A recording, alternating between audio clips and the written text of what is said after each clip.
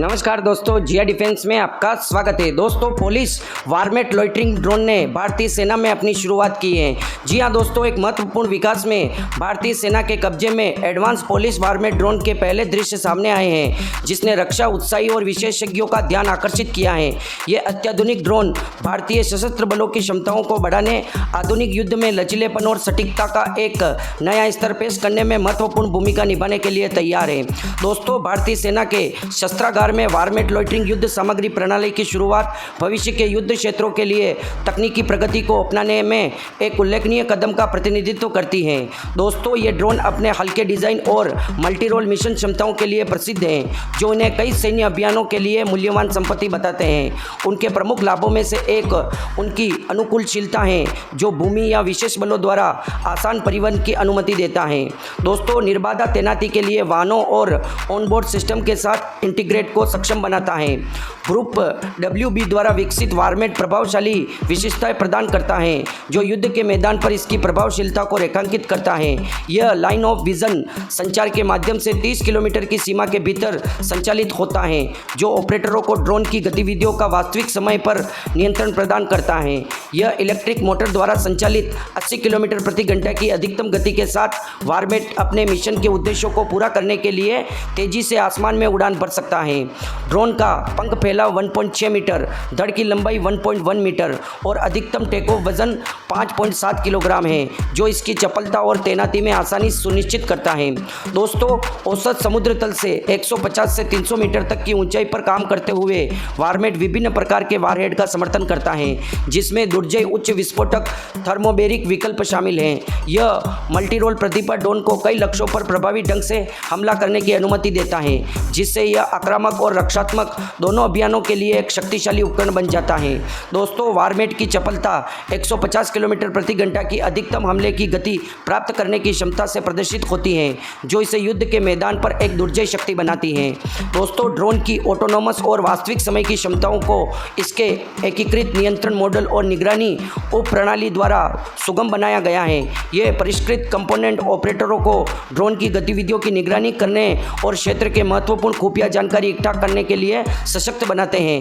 इन autonomous सुविधाओं के बावजूद ऑपरेटर लड़ाकू कार्य निष्पादन के लिए नियंत्रण में रहता है। यह सुनिश्चित करता है कि मानव निर्माण और निर्णय लेना ड्रोन के संचालन में केंद्रीय भूमिका निभाता है। दोस्तों, इनके कहने का मतलब यह ड्रोन ऑटोनोमस है, पूरी तरह से ऑटोमेटिक ये एनिमी पर हमला कर सकता है, पर दोस्तों इसका कंट्रोल ऑपरेटर के पास रहता है और वो इसको आसानी से नियंत्रण कर सकता है और वो निर्णय लेने में सक्षम रहता है। दोस्तों, भारतीय सेना के कब्जे में वारमेट घूमने वाले ड्रोन का उद्भव तकनीकी प्रगति में सबसे आगे रहने के लिए सशस्त्र बलों की प्रतिबद्धता का एक प्रमाण है।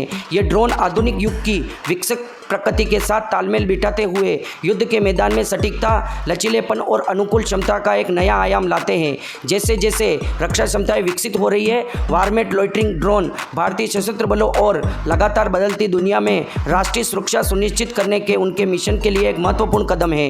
दोस्तों, ये ड्रोन भारतीय सेना में शामिल कर दिया गया है। दोस्तों, भारतीय सेना भविष्य के युद्ध के लिए लॉइटरिंग म्यूनिशन को इतना उपयोगी क्यों मान रही है?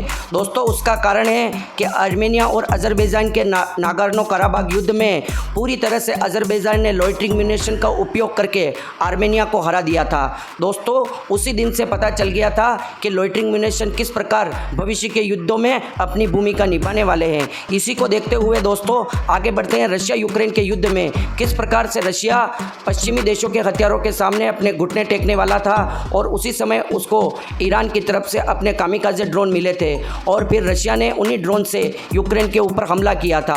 और दोस्तों, यूक्रेन के पश्चिमी देशों के इतने इंपॉर्टेंट हथियार जो दोस्तों एंटी ड्रोन सिस्टम थे, एयर डिफेंस सिस्टम थे, उनको तबाह कर दिया गया था। और दोस्तों, इन ड्रोन से खर्चा भी बहुत कम आता है। जिस प्रकार दोस्तों हम एक मिसाइल का उपयोग करके किसी भी टारगेट को ध्वस्त करते हैं तो मिसाइल 15 से 20 करोड़ की होती है, वहीं दोस्तों लॉटरिंग म्यूनिशन कुछ लाख में ही आ जाता है। इसलिए दोस्तों ये तो एक तो सस्ता पड़ता है, एक इसको संचालन करने में वो ऑपरेटर आराम से इसका उपयोग कर सकता है, इसका संचालन भी आसान रहता है। इससे दोस्तों सर्विलेंस भी की जा सकती है, रिकॉग्निशन टोही और दोस्तों बाद में ज़रूरत पड़ने पर हमला भी किया जा सकता है।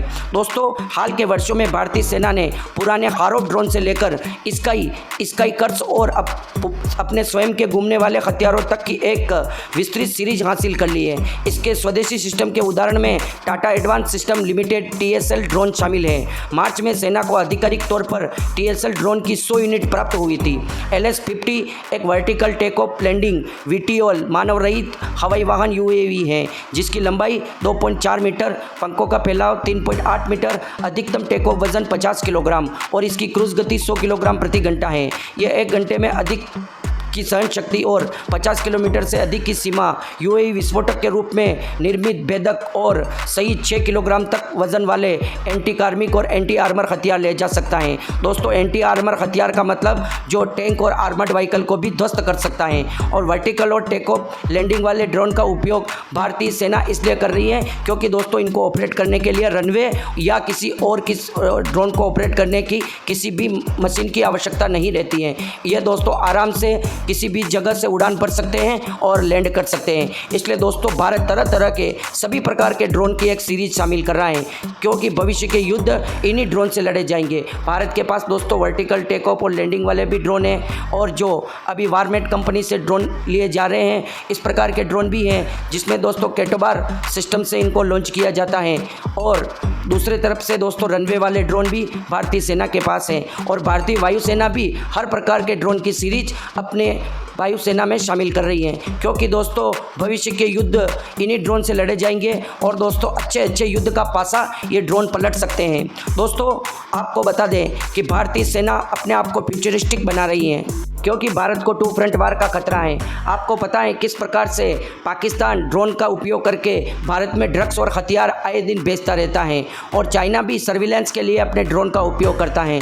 चाइना ड्रोन के मामले में दुनिया में नंबर 1 है, और वह हर प्रकार के ड्रोन का उपयोग कर रहा है और हर प्रकार के ड्रोन स्वदेशी रूप से निर्मित कर रहा है। इसी को देखते हुए दोस्तों भारत की प्राइवेट कंपनियां भी विदेशी कंपनियों के साथ जॉइंट वेंचर करके भारत में ही कामिकाजे ड्रोन, सर्विलेंस ड्रोन और दोस्तों high altitude long endurance drone भी अब भारत में धीरे धीरे निर्माण किए जा रहे हैं। और भारत के प्राइवेट कंपनियों और सरकारी कंपनियों के पास ड्रोन टेक्नोलॉजी पूरी तरह से आ चुकी है, और ड्रोन के मामले में दोस्तों भारत अब चाइना से भी आगे निकलने वाला है, क्योंकि दोस्तों केवल हाई एल्टीट्यूड और लॉन्ग इंड्योरेंस ड्रोन के अलावा भारत सभी प्रकार के ड्रोन का निर्माण कर चुका है, जिनको मेडिकल और उद्योग क्षेत्र से लेकर कृषि क्षेत्र तक उपयोग किए जाने वाले ड्रोन का निर्माण अब भारत की प्राइवेट कंपनियां कर रही है। भारतीय सेना और भारतीय वायुसेना के पास लगभग 500 से अधिक ये दोस्तों लॉइटरिंग म्यूनिशन, कामिकाजे और VTOL ड्रोन हैं, जिसकी सहायता से अगर भारत पर कोई भी हमला करने की कोशिश करता है तो उसको इन ड्रोन की सहायता से नेस्त नाबूद किया जा सकता है। और ड्रोन का उपयोग करने से खर्चा भी बहुत कम आता है, और दोस्तों युद्ध में रिजल्ट भी बहुत अधिक मिलता है। पूरा वीडियो आपको कैसा लगा? वीडियो अगर अच्छा लगा हो तो वीडियो को लाइक, कमेंट, शेयर और सब्सक्राइब करना ना भूलें, और जय हिंद लिखकर हमारी आर्मी का मनोबल बढ़ाएं। जय हिंद दोस्तों।